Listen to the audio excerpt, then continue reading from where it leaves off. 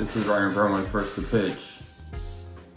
Why are sellers so obsessed over, asking the right questions or listening or stop talking? You see it so much on LinkedIn and other social media posts.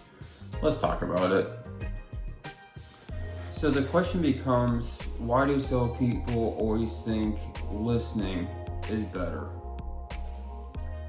than talking, asking the right question? And I think it becomes a question of what they're used to, the traditional aspect of a traditional buyer, transactional buyer, from back in the day with RFPs, reverse auctions, things like that.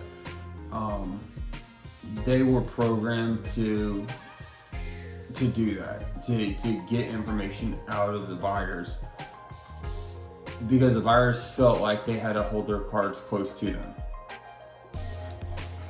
And while I get that might be the case with a lot of buyers still today, I don't think it's the right way. I think moving forward, what needs to happen is the buyer-seller dynamic is going to need to change. As buyers, we need to understand, and I mentioned this in another video, that when we choose a supplier, when we choose a seller, they are an extension of our brand. When we go present that to leadership, to your stakeholders, you will be judged. And because of that, we can't keep on making the seller's job harder, making them keep on assuming, making them keep on anticipating what's going to happen or what might happen. It's not a way that you want to build your brand as a buyer internally. And it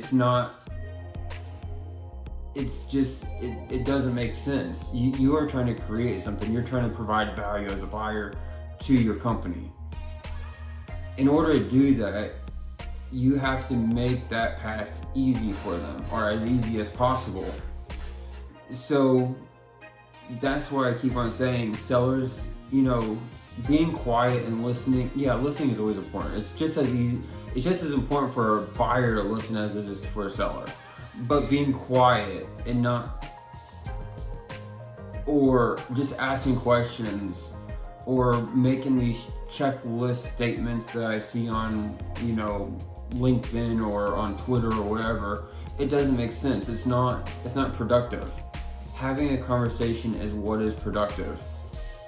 And I go back to looking at how you talk with your friends. You make a statement, that statement causes a reaction from your friend. They counter that statement, and then it causes a reaction from you.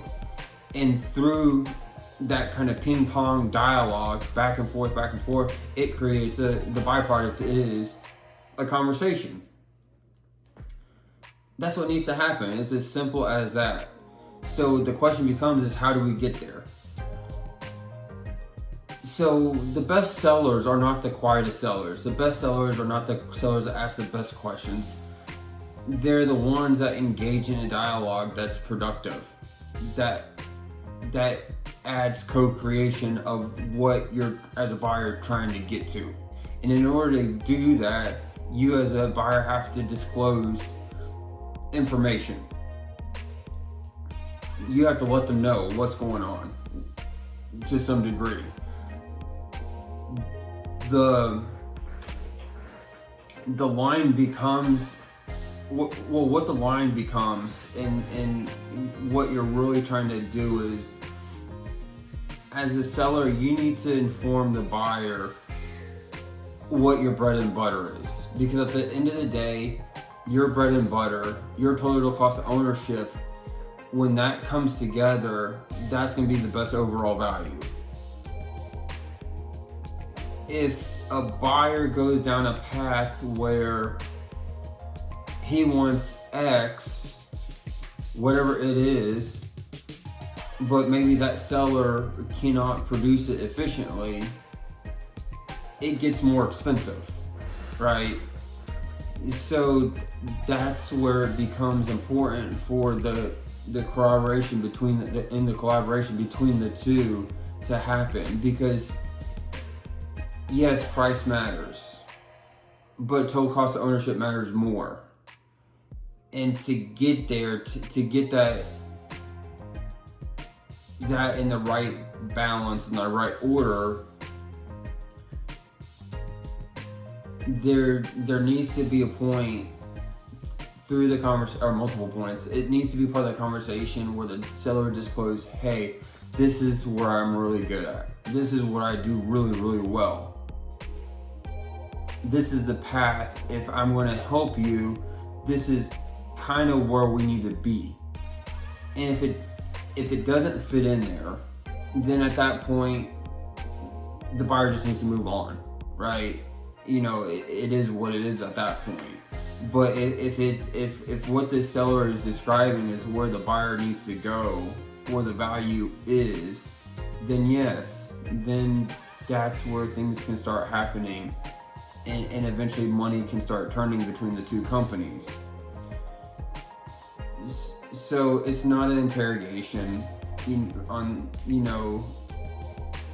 it's not this psychology game on the seller side.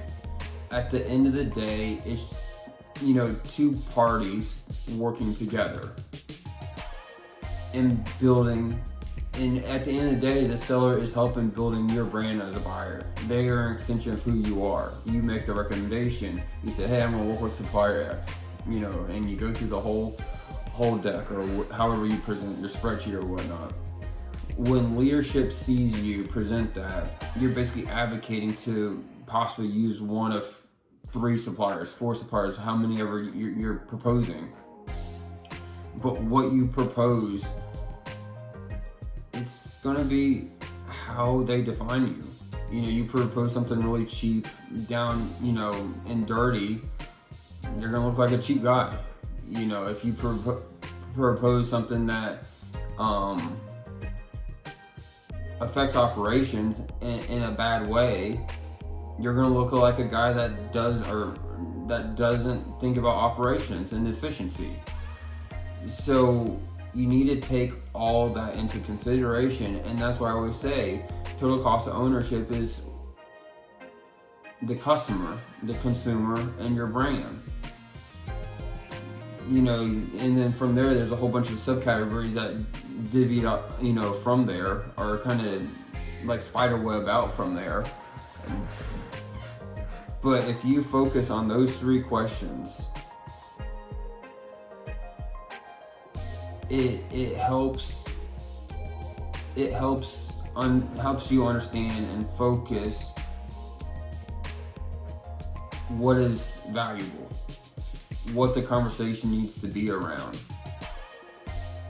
And it's not about what questions the supplier can ask you. It's about understanding what the bread and butter of what the supplier can do to see if it's a good fit. And it's not about listening on the suppliers and other sellers end. It's about having a conversation. Only way as a buyer I know what you're good at is if you talk,